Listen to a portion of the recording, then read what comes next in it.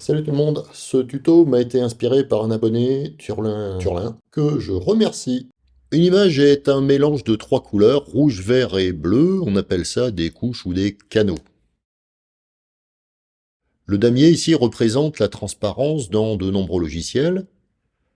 C'est une quatrième couche appelée alpha. Imaginez un pochoir, il masque partiellement l'image. Voilà le résultat. Ce pochoir, en fait, c'est une image en noir et blanc qu'on appelle un masque. En fait, c'est une image en niveau de gris. Le gris dans la partie verte, en bas à gauche, on voit que c'est un gris 50%, et l'opacité donc est à 50%. On voit à moitié à travers. Le noir du masque nous rend transparent l'image. Le gris, on l'a vu tout à l'heure, le blanc par contre, hein, c'est ce qui rend l'image entièrement opaque. Et les différents niveaux de gris, bien sûr, ce sera plus ou moins transparent. Alors il peut y avoir plusieurs masques sur une seule image, mais il y aura toujours quatre canaux ou quatre couches, hein, le rouge, le vert, le bleu et la couche alpha, pour la transparence. Alors iMovie ne connaît pas les masques, hein, par contre il connaît les couches alpha. Alors on peut créer un masque avec Keynote, puis dans iMovie utiliser la fonctionnalité écran vert. Un écran vert, c'est quoi? Alors c'est plus connu sous le nom de fond vert, hein, et il peut aussi être bleu. Vert c'est plus courant. Alors pourquoi la couleur verte? Alors regardez, ou la couleur bleue, hein. C'est la couleur de la peau, d'accord, hein. Il y a moins de contraste avec un fond rouge. Donc ce sera plus facile à détourer, hein, surtout de manière automatique. iMovie, lui, choisit la couleur verte ou bleue à supprimer automatiquement. Dans Final Cut Pro, hein, par contre, on a le choix, on peut choisir n'importe quelle couleur. Ça permet de faire beaucoup plus d'effets particuliers. Alors l'inconvénient de la couleur verte ou bleue, hein, si vous avez vu le tuto vite numéro 14, vous avez remarqué que j'utilise un rectangle vert pour masquer une partie du texte. Hein, quand je masque en partie ce texte, qui est jaune, eh bien ce texte n'est plus aussi jaune. Le jaune étant un mélange de rouge et de vert, il est altéré quand on masque le vert. Ça va être la même chose pour un fond bleu. Si j'utilise une couleur magenta, le magenta ne sera plus magenta.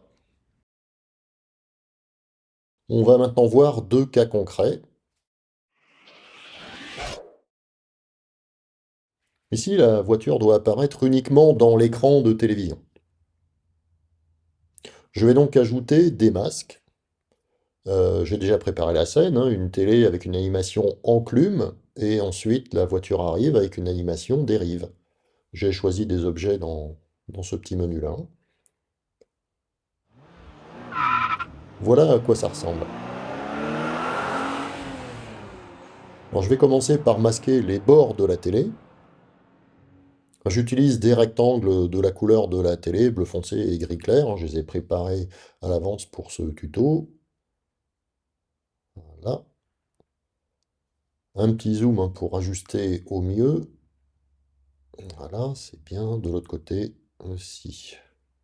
Donc là, la voiture passe derrière le cadre de la télé.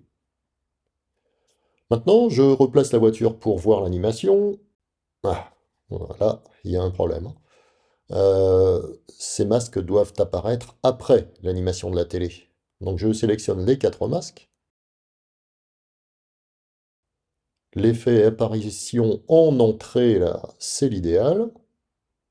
Et ils doivent apparaître après l'animation de la télé, mais avant la voiture. Donc je les glisse là-haut. Voilà, et je fais en sorte que les animations s'enchaînent automatiquement. Regardez mes autres vidéos sur Keynote, hein, si besoin. Bon alors, Keynote est assez limité, hein. La voiture ne peut apparaître qu'après le nuage de fumée, hein, sinon la fumée sera masquée également. Pour faire mieux, en fait, il faudrait utiliser Motion, hein. Je vous montrerai ça dans un autre tuto. Dites-moi en commentaire, hein, si ça peut vous intéresser. Ensuite, j'utilise un rectangle vert qui va rendre cette partie transparente dans iMovie ou Final Cut Pro. Et pareil de l'autre côté. Comme pour les autres, ces masques verts vont cacher la poussière, vous voyez. Donc il faut aussi les placer entre l'animation télé et la voiture. Donc je les fais apparaître, je les glisse là et à faire régler. Voilà. Le masque vert apparaît après. Bien sûr, alors la technique du fond vert n'est utile que si l'arrière-plan doit être transparent. Donc je choisis aucun arrière-plan et j'exporte la vidéo.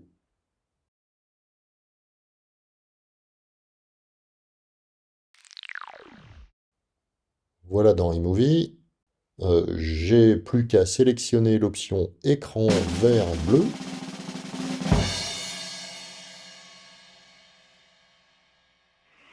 Allez, je passe au deuxième exemple avec le logo d'un revendeur Apple sympa à Nancy.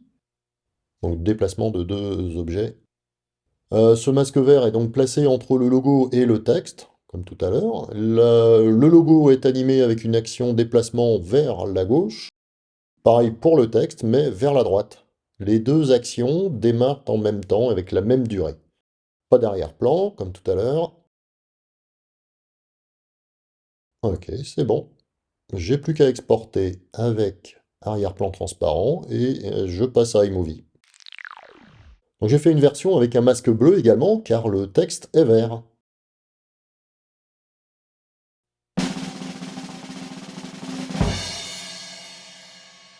Et voilà, c'est la fin de ce tuto. J'espère que vous avez tout compris. Si c'est pas le cas ou si vous avez des commentaires, bien sûr, n'hésitez pas.